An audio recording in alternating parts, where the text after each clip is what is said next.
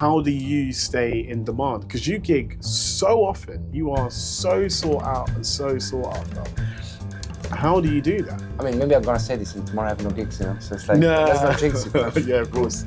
don't be a I think that's the way. I think that's the way. That's the way.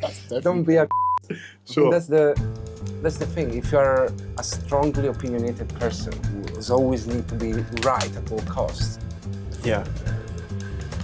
you know, unless you're chicory, I don't think you're gonna get many gigs. Yeah. Yeah.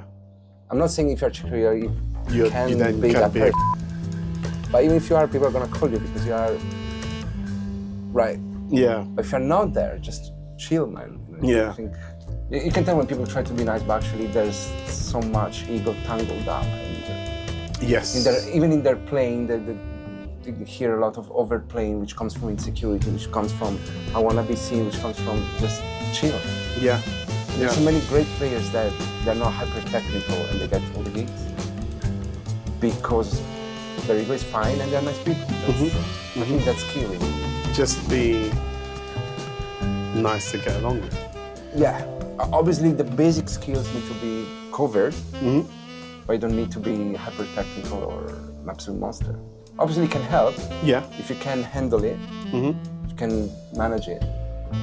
I think personality is, maybe I'm exaggerating, but probably 70%, I think.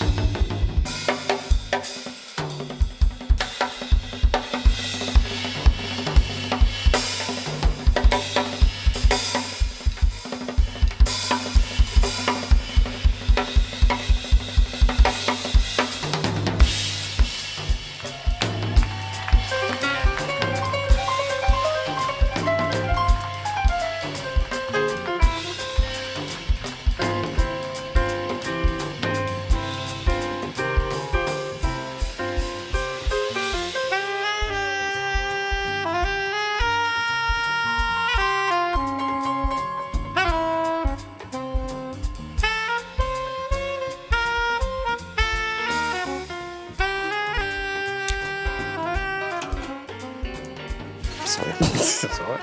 Don't worry about it. Include that in the video. Yeah. You just like Just leaning have over. Annoying. Are we starting? We're starting. Nice. Filippo Galli. Hello.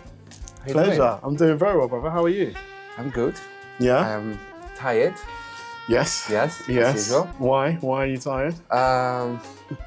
You know, when you gig and teach, and you never rest. You know that feeling? Yeah. Yeah. It's non-stop. It's the life, isn't it? I want to play all the time, but playing all the time could be quite long. Yeah. And when you don't play, you're just depressed at home. You're like, you know, what am I doing with my life? Yeah, I need to play. And I then need to play. Then you play and you're like, oh, I need a break. I think we are addicts. Music addicts. Yeah. Addicted to the game. To the game. Definitely. So, all right. You do gig all the time.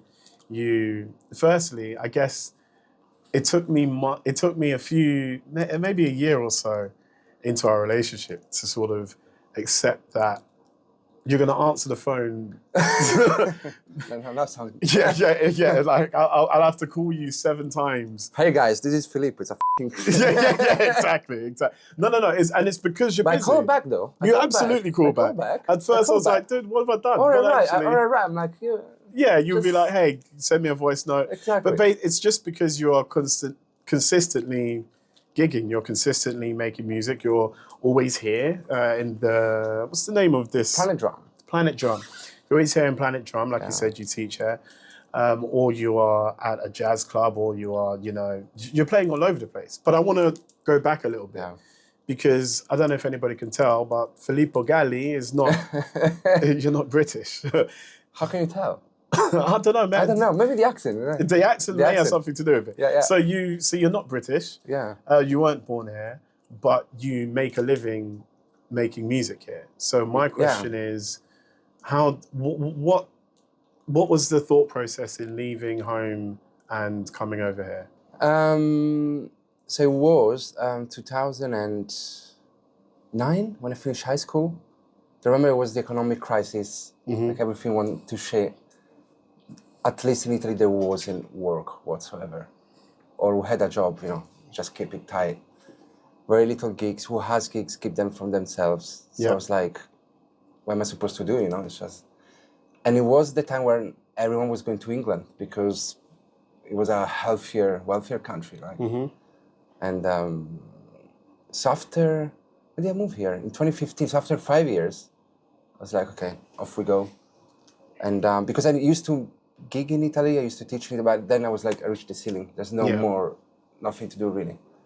So I moved here and people were very welcoming. The system was very welcoming and here I am. Yeah.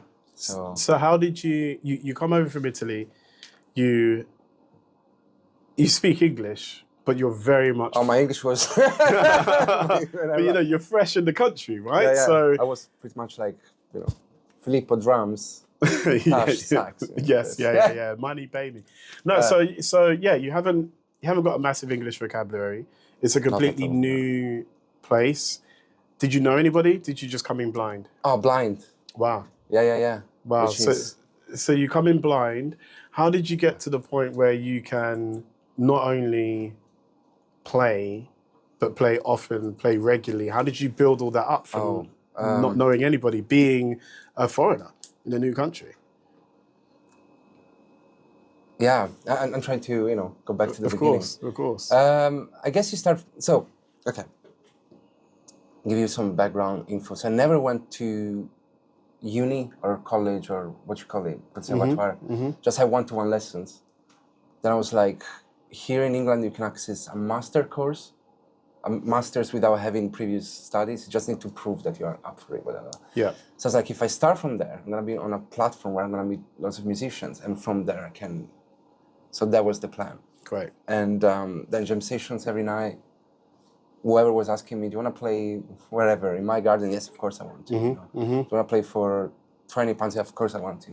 Do you want to pay for play? Yeah, of course. It's just whatever. And then that builds up and worked out. There's something that I've heard from pretty much everyone I've spoken to. Jam sessions. Get into a jam session. Go and meet people. It's not going to be handed to you. You have to be out there. Yeah. You have to make yourself available. Yeah. No one's going to hand this thing to you. So going into study at school, again, that's another avenue to meet established musicians. It's a way, yeah. And jamming. So you do that, you start to slowly build a network. Yeah, that's what it is. And you start gigging. How does it ramp up? Because was that the only way you were making money at the start, or did you have like a little thing on the side that you were doing? So when I arrived here, I did first an office job. I know. Every time I was like, I can't see you in the office, man. What the fuck were you doing? But anyway. But you did, and it worked. I did, you got paid. It worked. I got paid. It's still a bit of a shock to me. Yeah, I know. Knowing you. Every time I think about it, I'm like, what the f***? Anyway, you do what you have to do. Right? Of course. Then I was teaching, I was gigging. So I came here with money saved. And so I did 2 months of flyering. Great. It's fine, to be honest. What were you flying? Oh, so that was the job, as opposed to flying, advertising your services as a drummer. No. Yeah. That. And you need a drummer. Yeah. And so flyering, but then gigs started happening, maybe twice a month, 5 times, and then started expanding. Yeah. So it was very organic. It's just, do the same thing, I guess. And no one gave it to you, and you've just pushed and pushed and pushed. Now we're getting to the point where you are tired because you gig so often, and you play so often.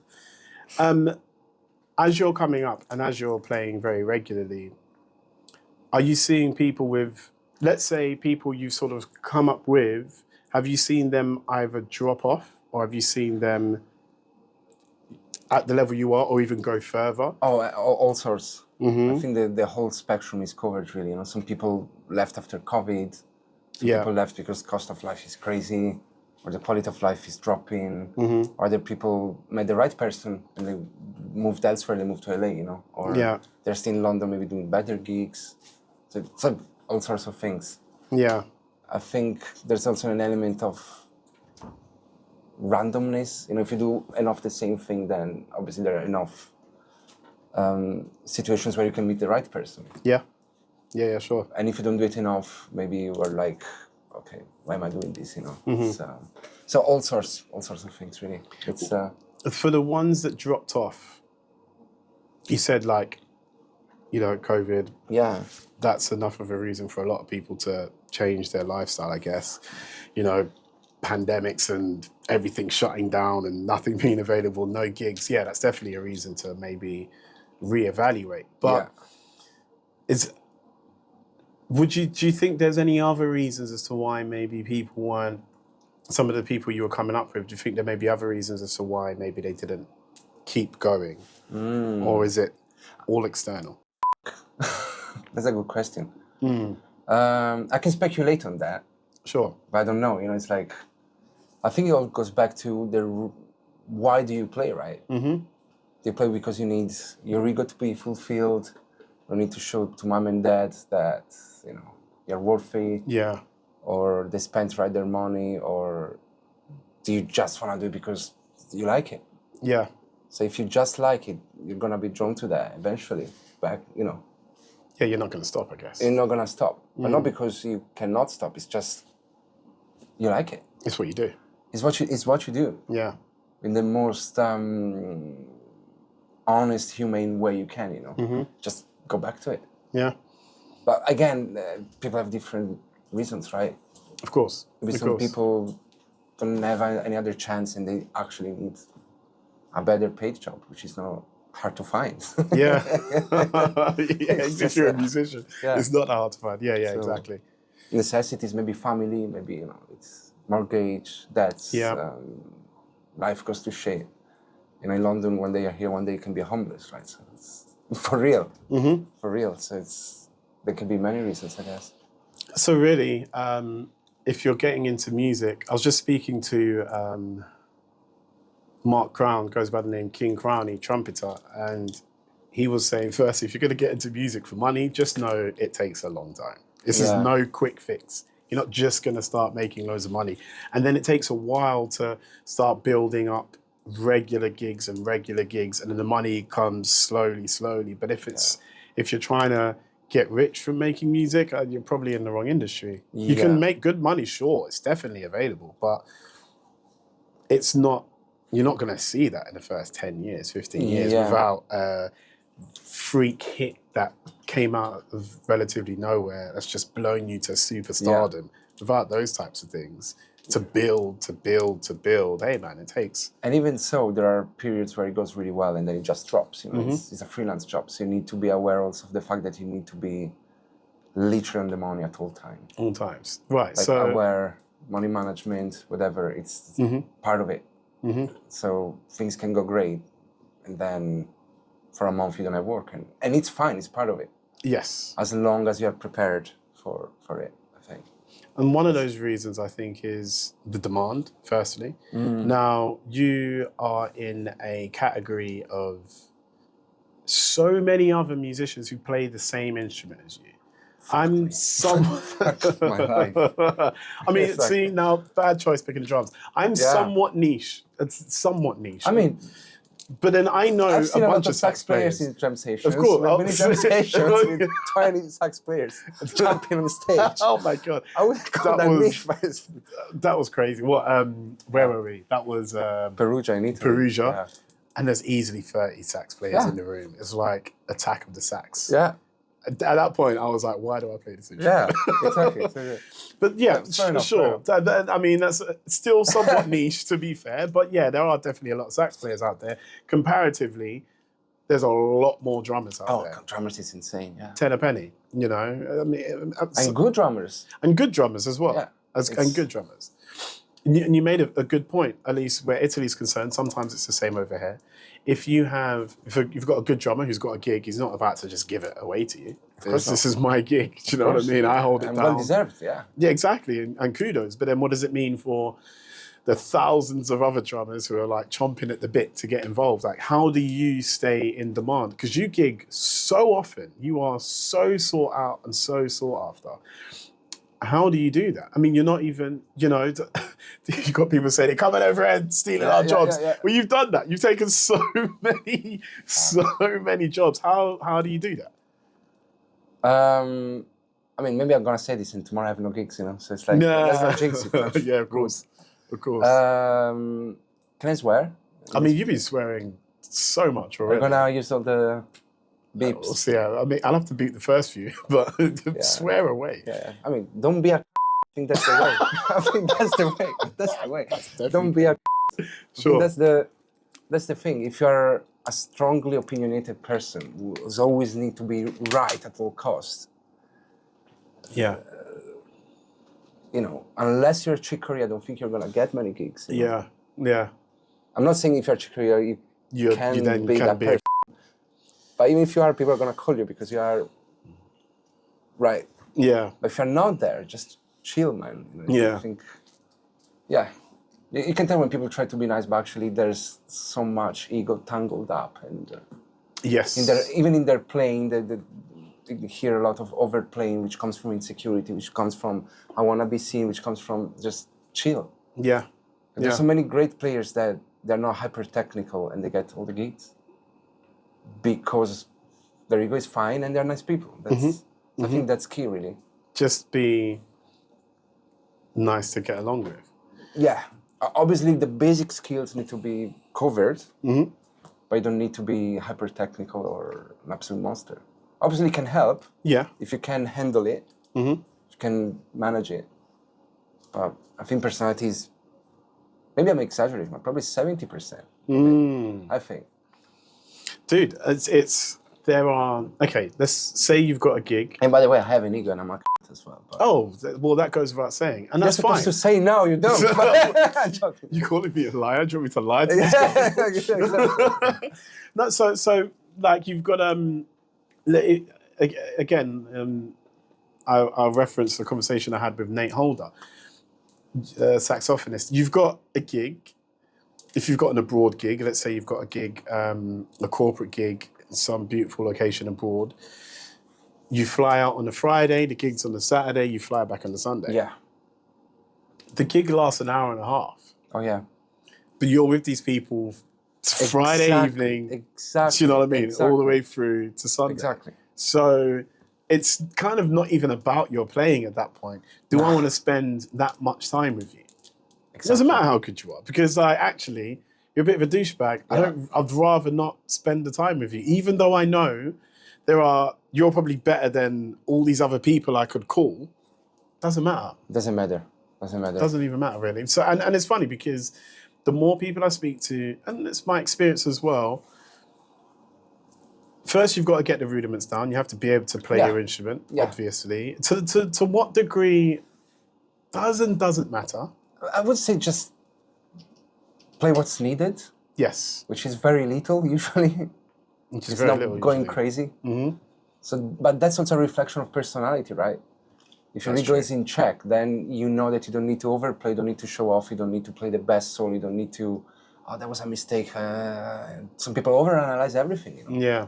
That line, I was like, just playing. Just man. play. Just keep playing, chill, just. Yeah, exactly. And I said that to myself as well, by the way.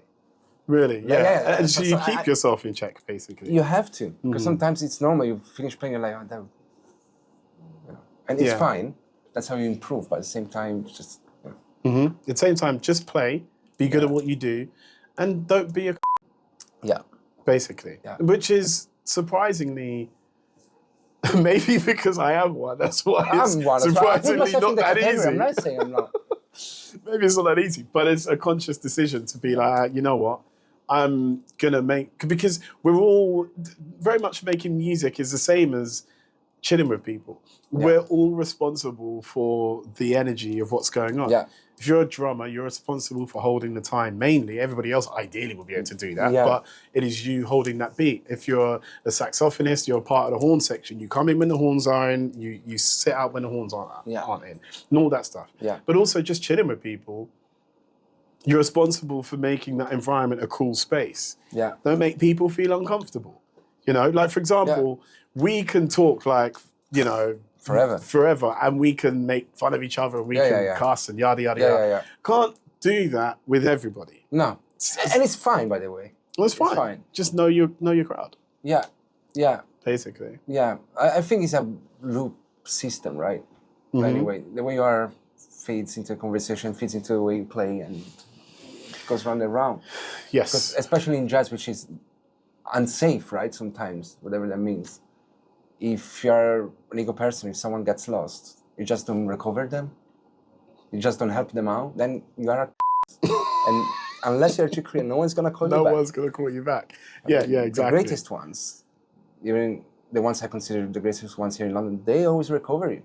I got you, bro. I'm here, you know. And but that also shows who you are, you know. Mm-hmm. So it's a whole thing, I think. Because is it about the ego or is it about the music? Yeah. If it's about the ego, I'm going to make you look silly. If it's about the music, I'm going to make sure that the sound that we're collectively producing is a good sound. It's about the collective. Yeah, completely. Like you and I have been to a bunch of jam sessions, particularly when people are overplaying to the nth degree. And I stand back, I don't even blow a note. There's no space. It's ego fest. I can't get in. And I'm not going to get in because why? No. It's crazy. It's crazy. So you have identified the very key thing about the music game, which is actually, what do you like as a person? Doesn't matter how good you are technically.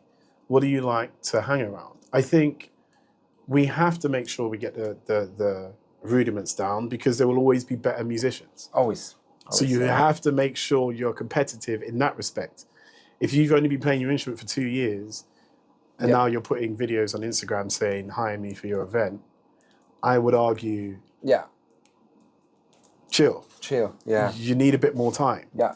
Maybe it works for DJs. I'm not suggesting that's a good idea. I'm just saying I've noticed DJs popping out of nowhere and they've got a camera and they're doing their thing, fine. But for those who have longevity in the music game, people will see past the dance and the show and they'll hear the technique. At least the skill level isn't there.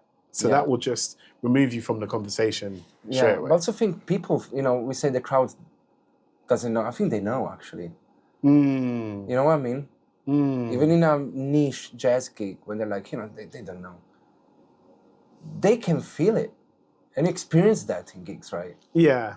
I think. And it's not about technicality, it's about deliver. Yes. You deliver whatever. It can be even free jazz. You deliver. People hear it. I wonder if that one, maybe this goes back to me being there's going to be so many bleeps out of this episode. Maybe it goes back to, exactly, it's just going to be like, maybe it goes back to me being that thing. I don't know. But you've got, for example, as a sax player, I know when I'm playing, let's say I've transcribed 2 solos, and when the song's played by a DJ and I'm playing, I know what solo is going to get more response from people. Yeah. So let's say I transcribe Michael Brecker's solo on Candy. So the whole thing. It's a brilliant Madness, solo. yeah. And it took me a while to realize it's Michael Brecker that played on that track. Crazy. Shit, yeah. So let's say Candy's playing in the club and I'm playing the Michael Brecker solo. If I was like, yo, that's cool. Fast forward to Jubel. How does that one go again? See, I'm really glad. I'd say I'm really glad. Like, big up to whomever played on that track. But I can't even remember how it goes 100%. You played that, lose their shit. Everyone goes crazy for that. Yeah. Now, in terms of technicality of it all, it's a very, very simple solo. Yeah. Very, very simple. I'm not saying one is better or worse. I'm not putting any positivity or negativity on it as such. I'm just saying that you've got the really simple, maybe even beginner level solo 3 notes, of Jubel, 3 notes played in an interesting way. Then you've got an absolute master in Michael Brecker. But what people will respond to is the Jubel. And they will love that. And if you can't even play that well, but you can play that bit. So then in some respects, is it about the skill? Maybe. Maybe not. Those who know will know. I think it's delivery, right? It's delivery. It's all about the delivery. It's about how you play it. Whether it's 3 notes and context. And the context of it, yeah. I mean, but also, if I was to just go, that's how I deliver it. Maybe, again, they imagine you're in Ron is doing that. People will be like, what is he doing? Yeah, it's not going to work in certain But if you're on a certain type of pop gig with an artist in a festival, then that's hype, you know? Yeah, then they eat it up. Yeah, but that's also craft, right? That comes with the craft. You understand there's a time and a place for everything. Yes. So we get to the point now where you're doing it full time. What are you doing? Are you just gigging at the moment? You said you teach as well. I'm teaching, I'm gigging, I'm recording, and that's pretty much it. All sorts of, lots of original jazz, which I'm glad for. Like, correct. People are like, you know, I want you to do your thing because I enjoy it. And for me, that's amazing. Because it's like a white canvas. They charge the white canvas and you can just paint it however you want. And it's fun, to be honest with you, it's fun. And same for recordings. Even though when you're recording, people go, do your thing, means 45 takes. Because actually they know what they want. Because they know what they want. And they start articulating as you start playing. That becomes, I mean, it's fun. But it's, And then teaching, which I like, you know, some musicians like teaching, and it's fair enough, to be honest. I like teaching. I like seeing kids. They come here. They're 8 years old, and then they're 13, and they start improvising. They start shredding. They start getting into it. You change their life in a way. You know? I think you teach them things that don't necessarily teach in school. You know, like expressing yourself, be yourself. Even a form of discipline that comes from you. It doesn't come because the teacher tells you to do that. You know. Yes. And I don't teach them either. It just comes with the thing. You know. So I like that. It's like almost like mentorship, maybe. Yeah. So I really enjoy that. And you are doing that often? All very often, the teaching, the recording, and the playing? Yeah. Obviously, teaching is scheduled, so it's always the same. Gigs is often, unless we're talking about, obviously, January and February, as you know. And recording has been very busy lately, but it's so random, you know. Yes. It's people maybe passing my contacts, or people seeing the Instagram, or whatever. Yeah. It's so random. January, February being the times where typically less bookings are happening because it's the end of the year. You know, parties have been had December, November, money's been spent. January, February, money's being recouped. Everyone's spent all their money. And it's the period where you've got to really have saved your money December, November, you know, because that time comes. Summer times, it's all happening. You can't get a hold of anybody. You're not going to anyone's birthday party because you're playing at somebody else's. You cannot see people. You cannot see your partner either. It's it's just boom, boom, boom, boom, boom. Since September. Yes, yeah. Sometimes. Still January. My next available Saturday is in mid-December, and that was relative to... And that started from maybe April, May. Do you know what I mean? It's just been every weekend. But come December... I'm free January to March, you know, very free. And that's the balance of it. It's not going to just be full on all the time. What was your first significant milestone as a drummer, do you reckon? I'm not ready for that question. Keeping your toes, mate. Yeah. A milestone, like work-wise or practice-wise, or... Well, that's a good point, actually. Either, both. I think moving to London. Because that's where everything changed. So moving to London, I would say that's when I was like, you know what, I need to give it a try. And then shifts all your mindset. And you go, okay, I need to go all in. you do flyering during the day, Yeah. then you go to jam session till 2 in the morning, then you wake up at 7 and you just rinse it. Yeah.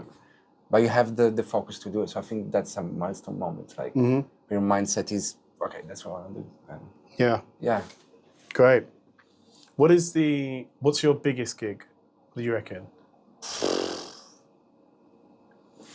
And you're not allowed to say Evening in the Universe, even though we are pretty cool. I think the Roundhouse, I did the Roundhouse this year. Great. That was great. That was amazing. Sound was amazing. It was fun. It was easy. Way easier than any other gig, when you have so many sound engineers around. It's fucking amazing. Abbey Road, perhaps. What was the name of this guy? There was this huge producer, was the head of sound for 30 years in Abbey Road. Did all the Kate Bush, he did all the Tina Turner. Hayden Bendel. Okay. So working for him was really, really big for me, Also Sure. as a learning experience. Or Sylvia Massi, she's this producer for whatever, Red Hot Chili Peppers, Tool, System of a Down.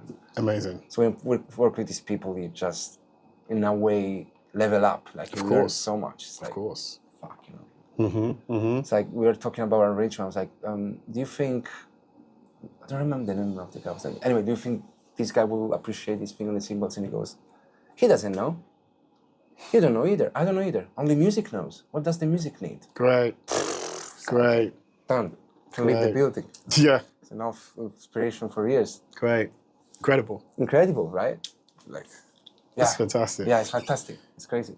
Yeah, Rob Harris said a similar thing. When I spoke to him, he said his approach to music is, what does the music need? And can that be achieved with me playing the guitar? And if the music doesn't need that, then there's nothing I can do. Exactly. Yeah, it's great. It's great. But, sometimes people, especially studio, are like, what do you think about the drums? What should we do? I'm like, have you considered not having drums? Oh, no, there's an option. Yeah. Which is way easier for me anyway. Exactly. But it is a thing. And you do it when you play the sax. You don't play all the time. You know that not playing is actually as valuable as playing, right? It's the space between the notes that pronounce the notes themselves. Yes, correct. Of course. And sometimes it sounds even better. Sometimes it sounds better when it's played. stop playing. I'd rather not hear anything. Exactly. Well done. Of course, man. That's really good. That's really good. So we've got a network of people. We've got our regular gigs. I say we, I'm talking about you. You've got your regular gigs, you've got your students, and you're making music full time. And I assume your goal when you came over to the UK shores was to figure out how to make music full time. Yeah. And how to make this thing sustain me. And it's safe to say that you've done that. Yeah. Of course. Does it look like what you thought it would when you made that journey? Ooh. The thing is that I didn't know how it was supposed to look like, So probably yes and no, there's this thing where they say be focused on the goal but be elastic on the results, right? I like that. Great. So I would say I'm happy with that, this, but obviously you want to always either improve or keep going, or because there's an element you always want to improve, but then that can bring unhappiness, right? If it doesn't work out. But at the same time, you want to be content where you are. Yes. So it's a matter of balance. Balance without becoming complacent. Because now you have lots of great gigs abroad, and there may be a point where you're like, oh, fuck this, it's way too many, too much traveling. But actually, then you take a step back and you're like, actually, it's great. But then what else do I want? And then how do I figure it out? And then, so it's a whole balance between being comfortable and uncomfortable. And this is in no way a flex by any means, but I've done a bunch of abroad gigs. This year anyway, there was a period during summer where it was like 2-3 countries a week. Yeah, I remember. Yeah. It's your passport. Exactly. Sorry, sir. I don't know where to put my Well, stamp. exactly that. So then I've got a gig in Bali with the Aston band, and I get to the airport, got my little suitcase, a saxophone, get to the gate, and they're like, You make it? Did you make it? No, I didn't go. You didn't? I didn't even go. Yeah. I didn't go. No, I didn't go because my passport was full. Don't get me wrong. I could have found the time at some point leading up to the string of gigs that I had. Could have found the time to get my passport renewed. But it got to the point where I was doing back-to-back countries. So I'd be in one country, land in the UK in the morning, and fly out to the following day to another country. So it became so regular. The passport looks great if you want to show off. Yeah. Look where I've been. yeah. But Bali's not in there because I'd traveled so much. But more to the point, so it was awful missing that gig. I felt terrible for the band. They were able to find another sax player out in Bali, which is great. So somebody local made some money. So I'm actually quite happy about that. That's cool. But also what it meant is I had a weekend to spend with my family. And I haven't had that in so long. Yeah. So I'm like, well, you know what? Let me use these days to just like... Silver lining. Yeah. Of course, man. So yeah, definitely the goal for me when I was coming up was I love to tour the world. I'd love to play in all these places. And it is great. But the sacrifice is, I don't see anybody and I don't, I'm not really available to meet up with you and do the Evening in the Universe rehearsals. Trying to coordinate the 5 of us to get us together to make music.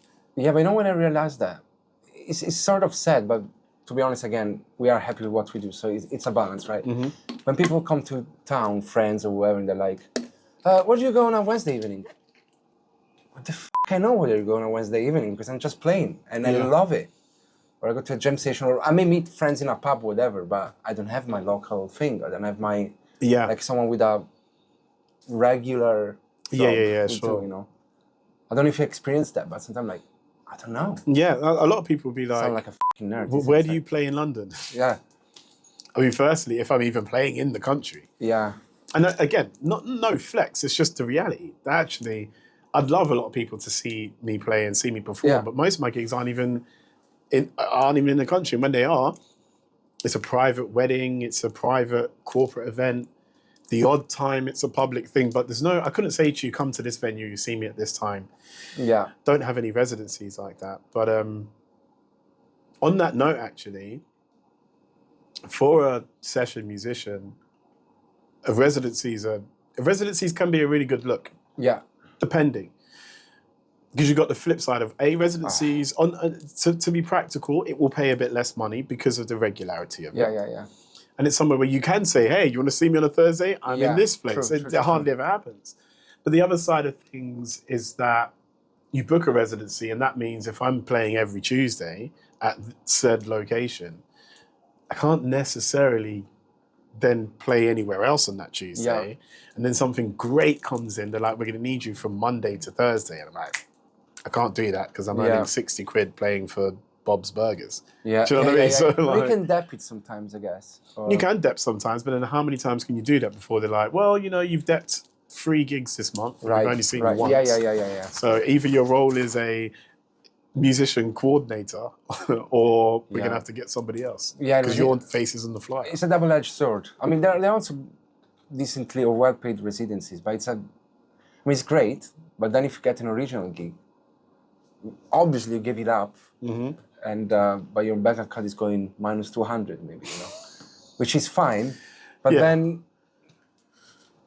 there's a balance. It is a balance. Like for Even in the Universe, of course I do, it's no problem, but still it's in the back of your head. It's like yeah, and but at the same time, residencies give you this fake comfort because anyway they end up, I went through so many residencies and then, it's not happening anymore. And you're like, okay.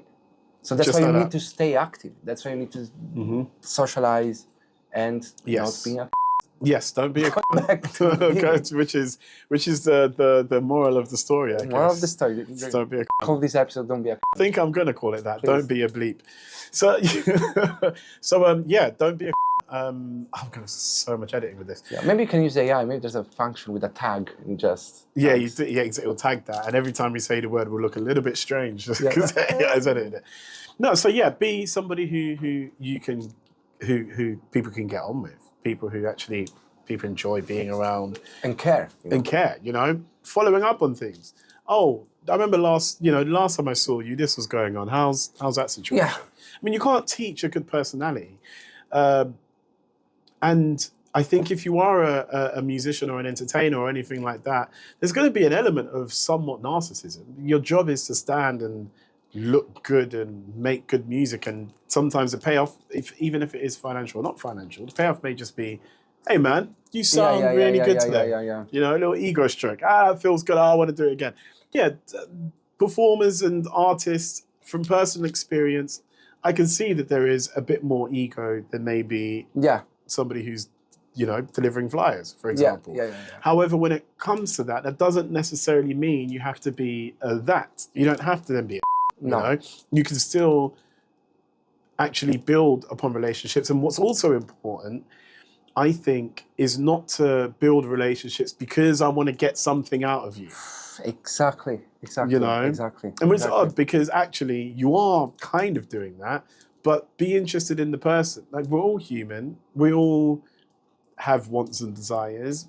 You know, actually build honest relationships. But that's the point of jam sessions. You end up playing with people with who you build a human relationship, like on a friendship level. Yeah. You like each other on a human level, you vibe, you play together. And sometimes can happen, I like your drumming, just come fine. Yeah. But most of the time it's people you like. There's no way around it. Yeah. I think that's the key. It's There's a mixed martial artist I really admire. His name's Israel Adesanya, and he had a brand. I don't know if he still does it, but he had a clothing brand essentially just called Good. I like that. It's great. Yeah. So my question is, how can you be a good? I guess we've been talking about it quite a bit, so we probably answered that. But no. What does it mean to be a good? What do I know? What was that? What do I know? Why are you asking me? But you're a good one. I'm a bad.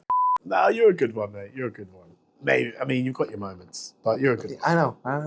Like at the airport, for fuck's sake. Oh, that was incredible. Yeah. That was absolutely incredible. That's a bad. That was an. Yeah, that was a. Yeah. Well, what's the question again? The question is, how do you be a likable person? Or what is it to be a likable person? Because we've talked about the necessity of being a likable person, but what does that mean? I think you need to be grateful, you know? Like, we are privileged of doing this. It's a privilege. There are people, sorry if I get dark, right? But there are people dying on the other side of the world all the time. Or out in the street, just get out here, look at the number of homeless who have been f***ed by life or the system, or you have a church upstairs not giving them this much, you know? Yeah. So we are privileged. So why would you be in an environment where you're privileged? That's a good point. I think that's what makes you a good or bad. Maybe. Being grateful, actually. Yeah. Actually, no one's giving you anything, and you don't necessarily just have. Let's say you feel it's your calling to be a musician. I feel like this is what I'm meant to do. This feels like the right thing. Just because it feels like the right doesn't mean anyone's going to give it to you.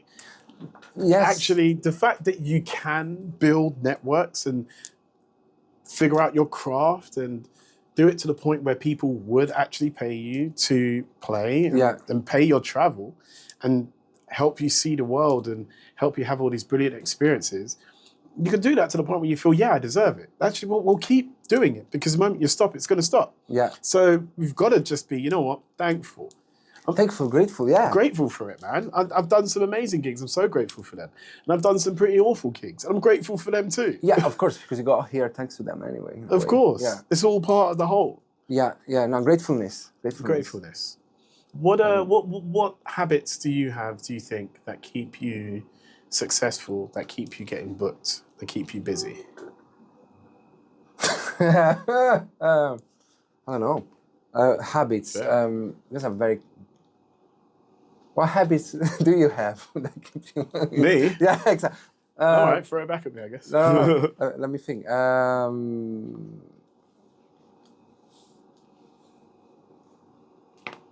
haven't thought about it. Now, obviously, there must be an element of habit. I think most correct me if I'm wrong, but most musicians, we are a bit obsessive compulsive.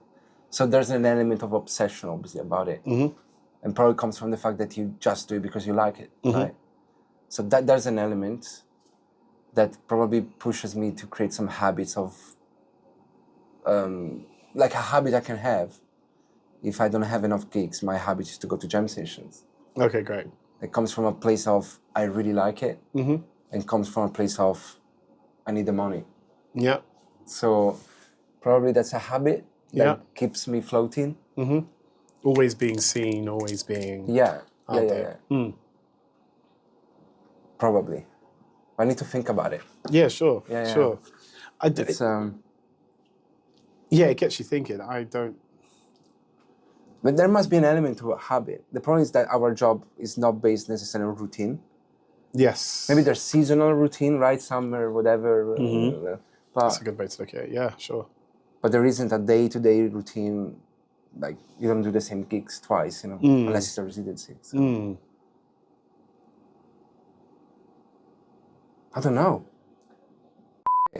But that's a good point. Being like what you automatically go to in the downtimes, which is still playing. Yeah. I'm still going to go find myself Correct. a jam session. I think in the earlier days, I was at a lot more jam sessions. I'm starting to get to a few more now lately than as I would have before. But in the early days, it was very much going to jam sessions, meeting people, getting out there, playing as often as I can. Another good one is busking. I can't speak about busking enough. Busking is so key. You know? Have you ever busked? It's fantastic. No. It's so good. Maybe once, twice. It's great. Busking will do 1,000 different things for you as a musician. You make a little bit of money. You will overcome any issues of performing in front of people, Fair enough. performance anxieties and all of that kind of stuff.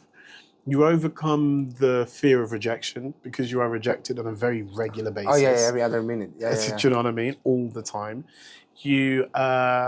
And you're able to get instant feedback when it comes to if your stuff's good and if people are interested in you. Yeah. You see what works. You see what works, you see what doesn't work. And you'll know that because you just stand, no one's paid to come and see you play. Do you know, no one's expecting you to play.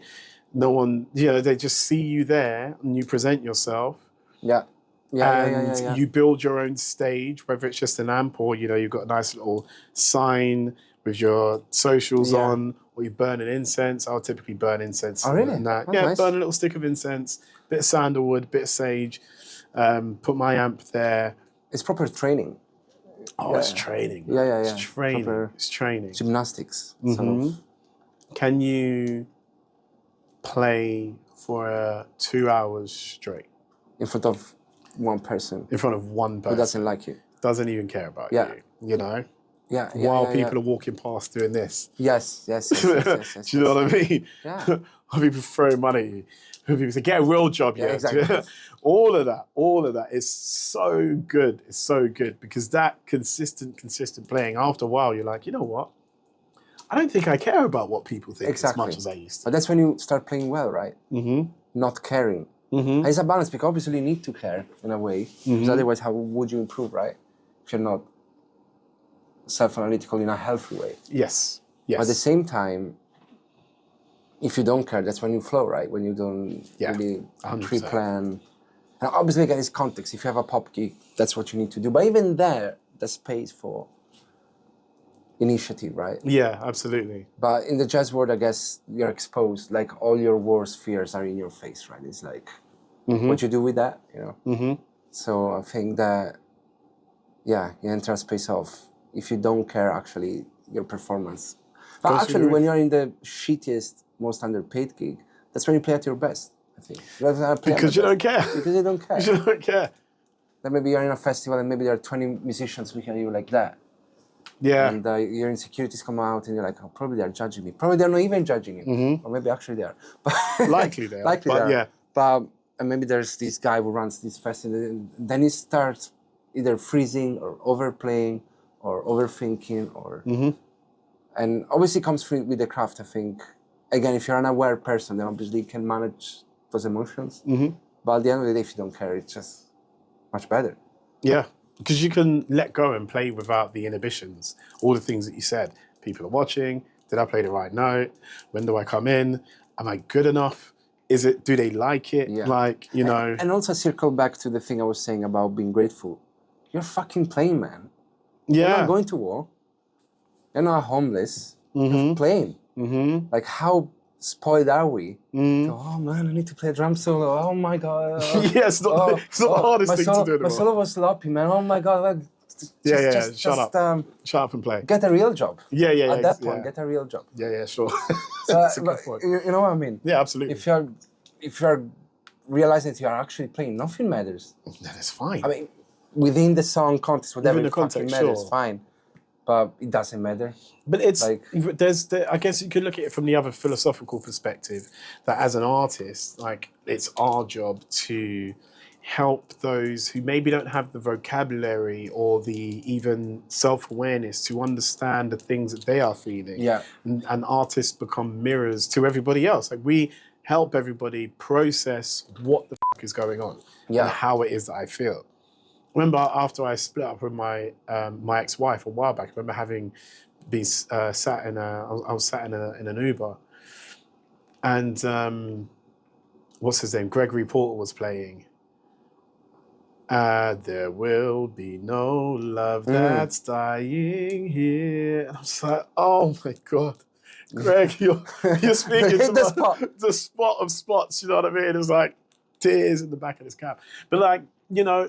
Yes, there's an element of music that I think is necessary or a level of artistry, whether it be music or painting or dance or drama or whatever. There's an element of artistry that's necessary for all of us to process and for, I think, the general consciousness of people to be at a level where we are understanding the experience that we're experiencing. So yeah, there's a highbrow element. We could do the highbrow thing.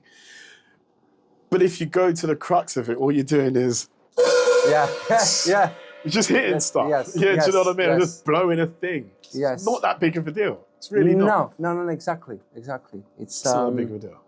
I guess it comes from the fact that music also changed its function within society. It comes from folklore, you know, it comes from maybe thousands of years ago, tribes or whatever, or early stages of humanity, and that was for rituals, was for working in the fields, it was for communication, and as for entertainment. Yes. So the ones that entertained, the better they get, the most gigs at the end of the day. This is another way to put it. And the money. So I think also comes from there, maybe. Yeah. Maybe, I don't know, I'm just improvising right now. Well, that's our job. That's our job, yeah. But also, it's so essentially there's been different applications and different reasons for music throughout time. Function, yeah. Different functions. And at the moment we're in the dispensation of music where it is mind effing, where, you know, it's about getting people to do a particular thing. Let's say, for example, a jingle on the phone. That music is to get me to answer the phone. Yeah. But every time I hear that, it means somebody's calling me. Yes. You know, or music in an elevator. This is supposed to calm me down. Like I was speaking about the same song. It's the elevator song. That's it, yeah. Go for Me Panima is the elevator music. Song, it's the, you know, the crux of it. Or, you know, controversially, play me some gangster rap. I listen to that and, I want to shoot her. Do you know what I mean? Music has power now, always has, or at least it's now sort of somewhat being weaponized. And I guess, like, there's been different kind of reasons for it throughout time. Whereas also there's the element of it, and what I think our music, Evening in Universe, is about, is elements where actually I just want to hear something that's nice. I don't want to think about the all the stuff that's going on in the world. We made a conscious decision as a band to express yourself, right? To express ourselves and to not be political. No, it's not political. It's not political. You can listen to... Actually, it's very political. Oh, well, this is news to me. If you think about it, what we do is a statement. That's what you mean. It's a huge statement. You don't follow... How do you brand it? But what's the sound? What is it like? Is it world music? I'm not saying we are inventing the wheel. I'm not saying it's right. Sure. I'm just saying it's fucking weird.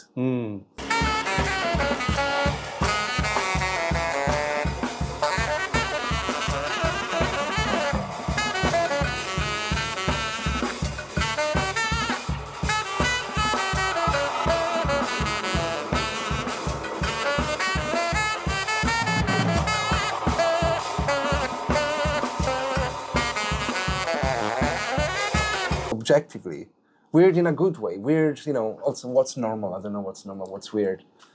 Maybe normal is weird. Yeah. And weird is normal. I don't know. It Yeah. doesn't matter. Yeah. But I think that's a political statement. Is it an intentional political statement? No. No. It's just people doing stuff. Well, dude, we are 5 weird people together. Very weird people. How could we? One by one, man. Each and every. I'm gonna like flash each of our A therapist pictures. would buy a house in London. I tell you that. Honestly, would feed their So much grandkids. unresolved traumas. Oh my gosh, yeah. God bless those who listen to our music. It's all coming out. But no, we are a weird, eclectic bunch, and even the instruments we play aren't even conventional or even technically instruments, but we just play. We just play. I was having the same conversation with Mark Crown earlier on. He was talking. I asked him a question. I said to him like, is there a balance between making music that you love versus making music that you think people want to hear? And well, actually, we've had this conversation as a band. We've had this conversation because our music, it's not necessarily anything you can put in a box and say, this is it. And, Spotify will give you its recommendations of like music. I mean, sure, it will find something, but nothing's really anything like it. But we're not making music for people necessarily to like it. Yeah. We are... Maybe it's for people if it resonates with them, Yeah, exactly. Then you give them a service. And yes. As a service, that makes sense, right? Give them something. Give them... And that resonates with them. So it is for them, but it's not... It hasn't been thought with the purpose. With the purpose of doing that. No, exactly. I think this is my missed the thing. mark. And buy. Yeah, sure. And then a lot of people we are like, can play I in front get of that. no one, which is amazing. We can be playing in front of one person. We deliver the same thing. Then whether it's good or not, whether you like it or not, whether it's well put together or not, it's not my place to judge it. And fine. Yeah. Yeah. Well, we were doing that a lot in the beginning. Actually, we were playing together for years before we played out. Yeah. Yeah. But a lot of it was because we just actually enjoyed playing and enjoyed making music. Yeah. Yeah. During COVID and lockdowns and whatnot, we were playing loads and no one saw us. And even when things opened up, we were still playing loads and no one saw us.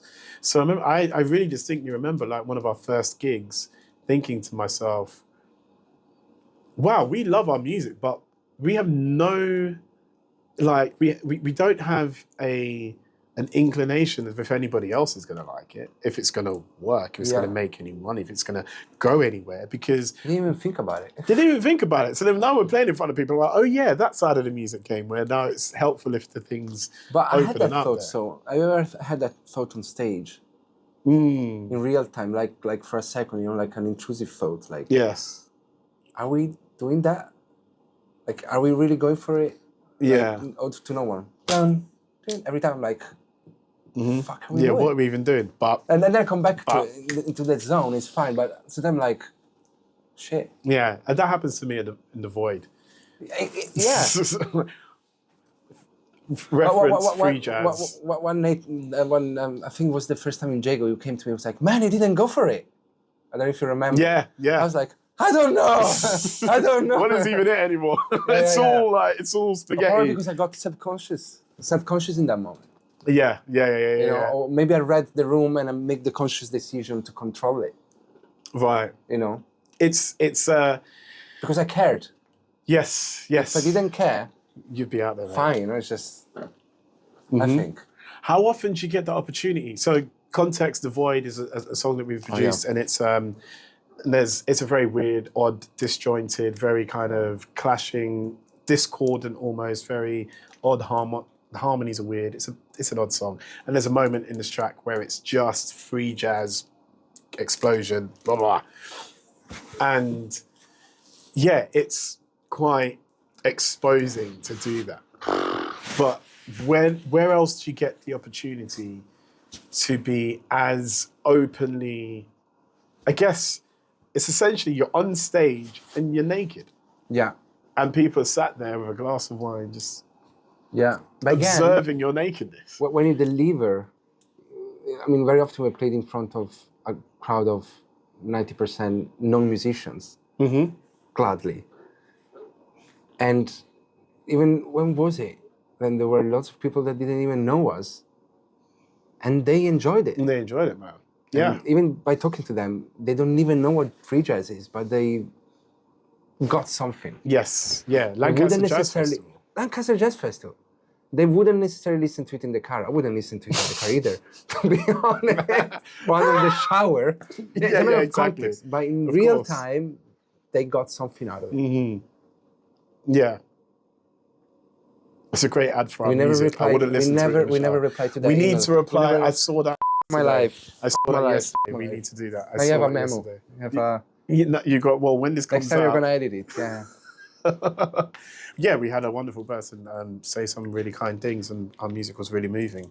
And we just flipping aired him. F***ing hell, we need to respond to that email. Yeah. Terrible. But by the time you see this, we would have. Yeah. So I'm mindful of your time. I don't want to keep you for too much longer. Philly, this is how I end all of my conversations. What is the single most valuable opinion you currently have of yourself?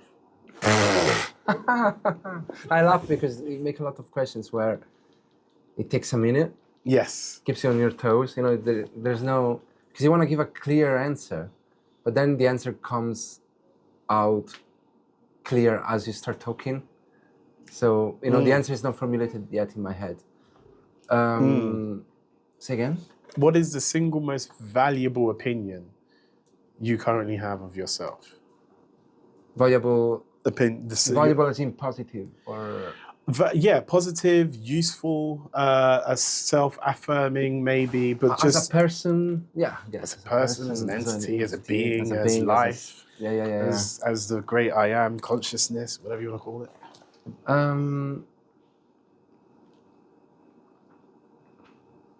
I think that probably I try to be as grateful as I can. And obviously that goes up and down, you know, life happens, shit happens, problems happens, and they just beat you up and bring you down, and then you go up again, and then you start being grateful again, then you stop again. But I think I try, okay, let's put it this way. I start again from scratch. I try to be as grateful as I can, when I can, when I'm available to do that. And that keeps me in check and gives me the ability to see things in an objective way. Yeah. When I can. As you know, I'm a dramatic guy, so sometimes gratefulness just gets thrown out of the window, and it's like, shit. But then when I come back to myself, that kicks in. And even if you're in this shit, that keeps you balanced, I guess. Yes. Yeah. Being Scorpio, you are a dramatic guy. On that note, Filippo Galli, thank you so much, brother. Thank you for having me. Oh, what a pleasure. What a pleasure. What an absolute pleasure. How can people find you? Where can they find you? I should ask everybody I speak to. I have the lame name of Filippo Galli Music on Instagram. But it's actually called Filippo Galli Music. I mean, there you go. It's nice and easy. Yeah. Check him out, Instagram, Filippo Galli Music. And also, Evening in the Universe will have some more music coming out soon. Yeah. Watch this space. Thank you. Thank you. Gee. Bro, Man. that was fun. That was very fun. Very long. I know.